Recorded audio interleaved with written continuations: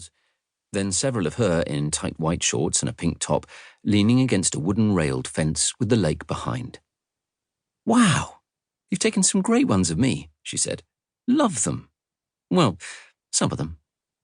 They'd have been even better on your phone." Surreptitiously, she deleted the ones she liked the least, leaving just one that she was really happy with, the one of her standing with the lake in the background. Then she went back to going through the apps. "What's this one? Mind Node?" "No idea." "I'll delete it for you, shall I?" "Go ahead," he said, with faint irritation in his voice. She continued through, deleting a couple more after questioning him on them. As they entered the 40 miles per hour limit on the Upper Shoreham Road, he pointed through the windscreen at the thickening clouds. "Rain's forecast in 2 hours. I've got to do a Heathrow pickup tonight, and I really want to do a bike ride after the Grand Prix, get in some cardio before I have to go. Can it wait until tomorrow?" "The cat won't know to cross its legs, darling," she said. "Just pull up outside. I can run into the store, grab some, and be straight out again. I'll be 5 minutes. "Promise? I know what you're like when you get into a store. You just start buying everything else you think you need." She grinned at him and touched his thigh suggestively. "You're all I need." Yeah. She leaned over and kissed him on the cheek, and immediately saw that strange, unsettling look in his eyes, so different to when they'd first got together, when she saw only deep love. "I promise," she said. Niall's mother was Spanish.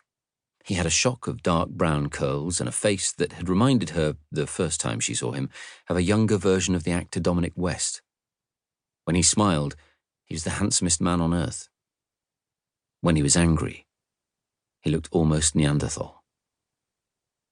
Their regular Sunday pastime was visiting National Trust properties whenever possible, which were free on their membership card.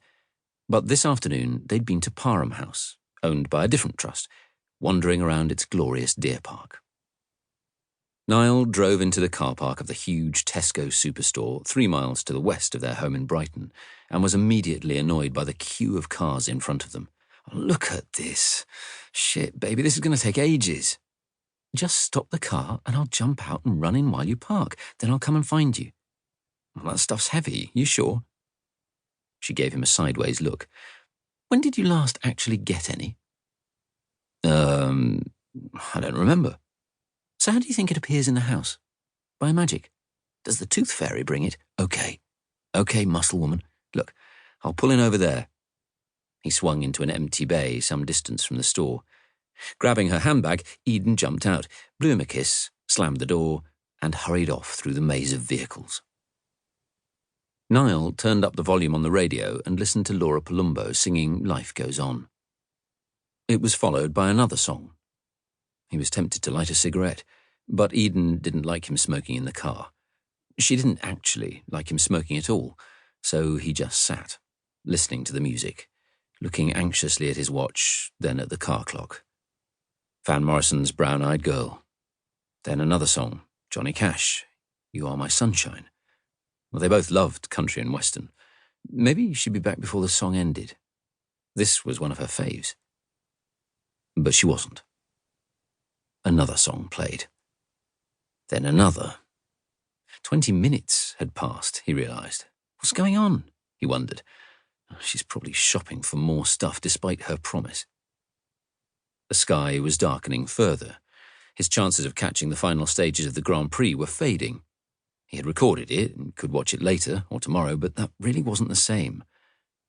Now, his concern was to get home before it started raining and to head out on his bike. He looked at the car clock, then his watch yet again. Another song. 25 minutes. Then half an hour. What the hell are you doing in there? In a flash of temper, he punched the steering wheel boss and winced in pain. He would give it another 5 minutes, he decided. How long does it take to get a bag of cat litter? It was coming up to 3:50 p.m. Finally, losing his patience, he decided to go and find her. Chapter 2. Sunday, the 1st of September.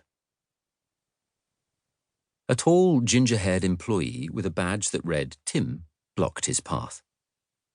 I'm afraid we're closing in 10 minutes.